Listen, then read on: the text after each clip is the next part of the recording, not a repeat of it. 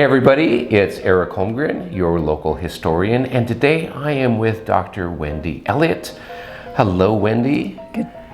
How are you, Eric? I am excellent. I'm so happy to see you. It's good to see you We again. are here today at the historic Bradford House in Placentia, and Wendy, can you tell me about the room that we are touring today? This is the heart of the Bradford home. This is the kitchen.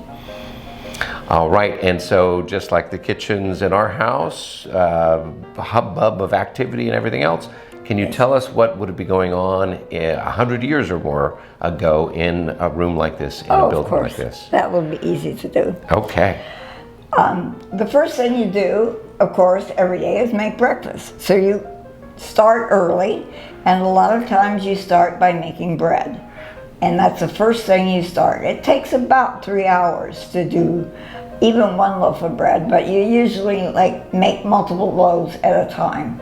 And you have to mix it together, and you have to let it rise. You punch it down, you let it rise, and then you put it in the oven and cook.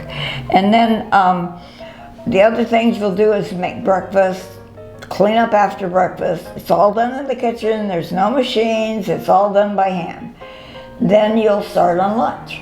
And then whatever that is, that's your main meal. And it's called dinner. About 1900, we called it dinner. And that's the main meal of the day. So you would have a roast or a ham or something like that with vegetables and other complementary foods to go with that. After that's done, you clean up, you wash the dishes, you dry them, you put them in the cupboards, and then you start on dinner or supper. And supper is a lighter meal, and it may be the leftovers from lunch, or it may be something completely different like macaroni and cheese or whatever it is you want to make. So Wendy, when you say you get started early, what time in the day is getting started early for making bread and making breakfast? Usually about 5 a.m. Okay, so 5 o'clock in the morning, you're up starting to make bread for the day. Yes. And then breakfast is usually served around 7. Around 7.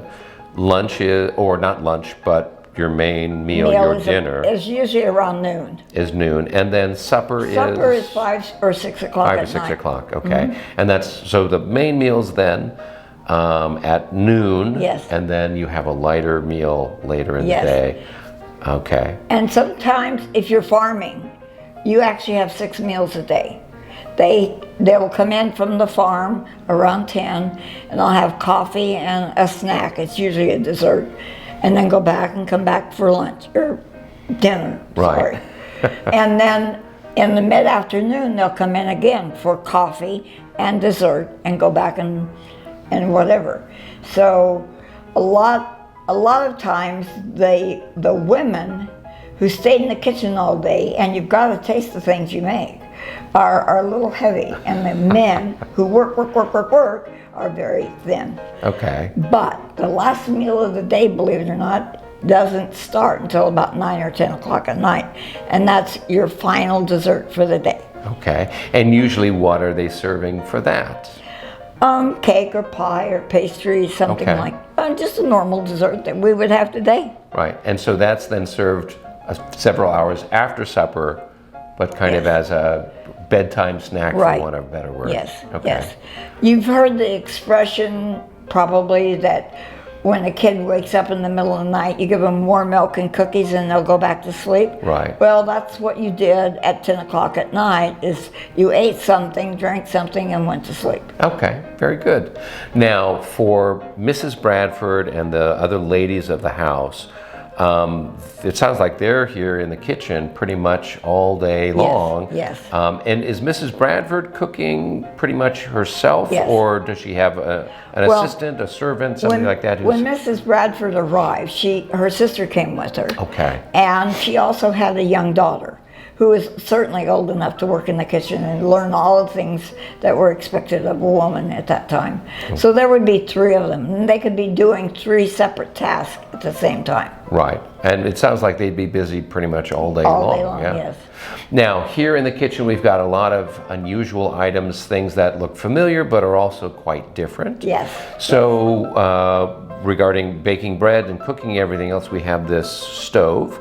Can you tell us a little bit about the stove and the oven that's here? Yes, but let me tell you that when the Bradfords first moved into this house, they didn't have this modern stove. Okay. They had a wood burning stove, and there's a vent place on the wall that you can actually see where the pipe went out with the smoke.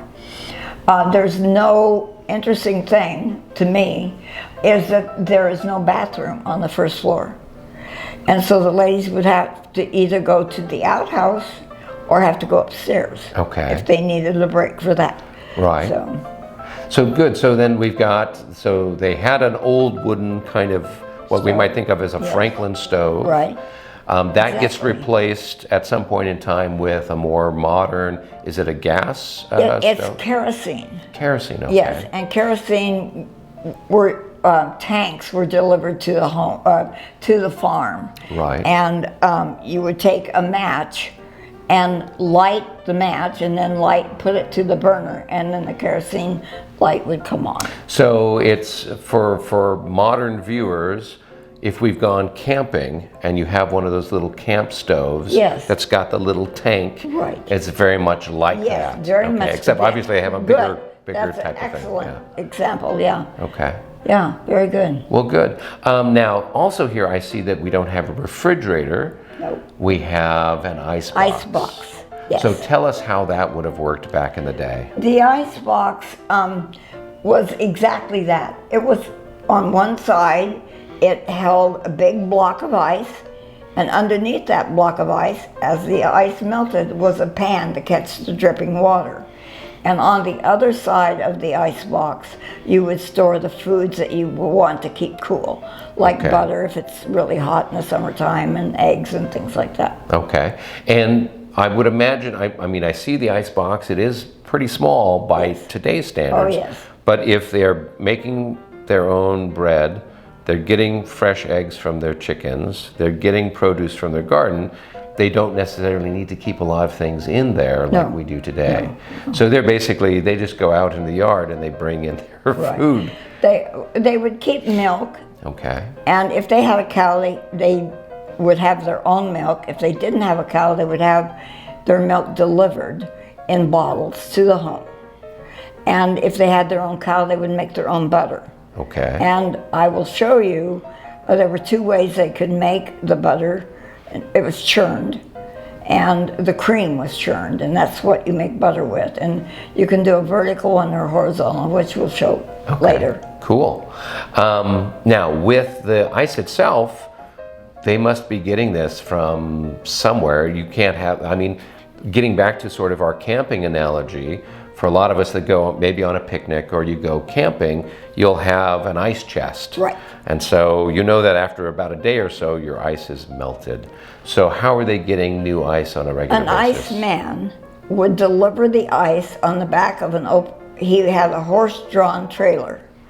And he would come to the house, and you would have a sign up in your window of how many pounds of ice you needed for that week. And he would bring in that much ice with these hooks, and he would put it in the refrigerator the ice box for you, and then he would come back in another week. Okay, and so he's doing that all along with all the farms that are in this area? Even in town. Even in the towns they had to have, there was no refrigeration, so that was as close as you could get to refrigeration was the ice. Right. Now I know at this time they have the ability for people to make artificial ice. Yes. So was there an ice plant somewhere here in Orange County where they're getting it from, or is it coming down from Los Angeles on the train? You know, I actually do not know the answer to that. Okay. But I know I grew up in a little teeny town in the Central Valley, and we had an ice plant in town. Okay. And they did the same thing. So it is quite likely that maybe Placentia didn't have an ice plant, but maybe Fullerton did, or Santa Ana or something, Anaheim. Okay. Yeah.